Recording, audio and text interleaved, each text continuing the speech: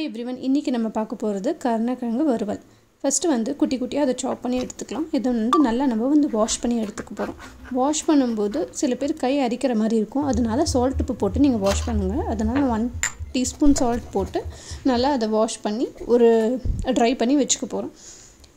Meanwhile நம்ம கருணக்கிழங்கு வறுவல் பண்ணும்போது நீங்க அது வந்து பாதியா கொஞ்சம் வேக வெச்சு எடுத்துட்டு அதுக்கு அப்புறம் வறுவல் பண்ணி பாருங்க. ரொம்ப கிறிஸ்பியாவும் இருக்கும்.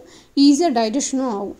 அதனால நான் என்ன பண்ண போறேன்னா கொதிக்கிற தண்ணில 1 டீஸ்பூன் உப்பு அதுக்கு அப்புறம் கொஞ்சம் மஞ்சள் போட்டு நல்லா அதை வந்து கருணக்கிழங்கு போட்டு கொதிக்க வைக்க போறோம்.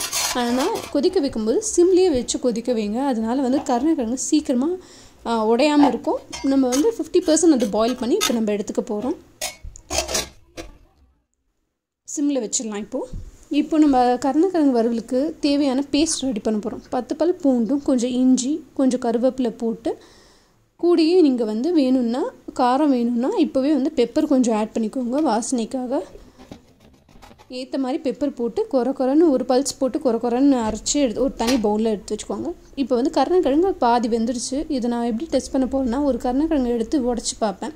கொஞ்சம் ஓரளவுக்கு பாதி வெந்திருச்சுனா ஆஃப் பண்ணிட்டு இது நம்ம என்ன பண்ண போறோம்னா வடிகட்டி ஒரு பாத்திரத்துல எடுத்து வெச்சுக்கலாம் தனியா.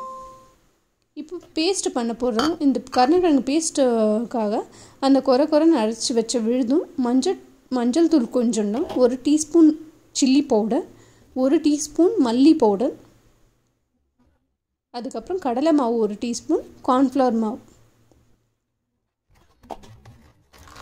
நல்லா ஆட் பண்ணிக்கோங்க. இதுல தேவையான அளவுக்கு உப்பு சேர்த்துக்கோங்க. கார்ன்ஃப்ளவர் மாவு வந்து நீங்க கொஞ்சம் ஃபர்ஸ்ட் கொஞ்சம் ஆட் பண்ணிக்கோங்க.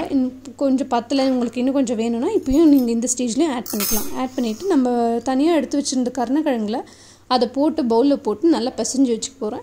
நான் இதுல வந்து கீ கொஞ்சம் ஆட் பண்ணிருக்கேன். கொஞ்சம் அப்பதான் வந்து அந்த பேஸ்ட் வந்து அந்த கருணக்கிழங்கு மேல நல்லா ஒட்டும். வேணும்னா நீங்க வந்து வெறும் ஆயிலும் போட்டு நீங்க அந்த பேஸ்ட்டை வந்து கொஞ்ச நேரம் மேரினேட் பண்ணி வந்து தனியா எடுத்து வெச்சுக்கோங்க. இல்லனா நீங்க ஃப்ரிட்ஜ்லயும் எடுத்துக்கலாம்.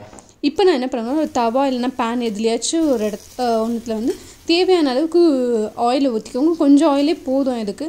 போட்டு கருணக்கிழங்கு தனித்தனியா ஸ்ப்ரெட் பண்ணி நீங்க திருப்பி ஒரு ஃபோர்க் ஸ்பூன்லயோ இல்லனா ஒரு கரண்டிலயோ திருப்பி விடுங்க. திருப்பி விட்டா இதுல நல்லா வெந்திருக்கும். ஆல்ரெடி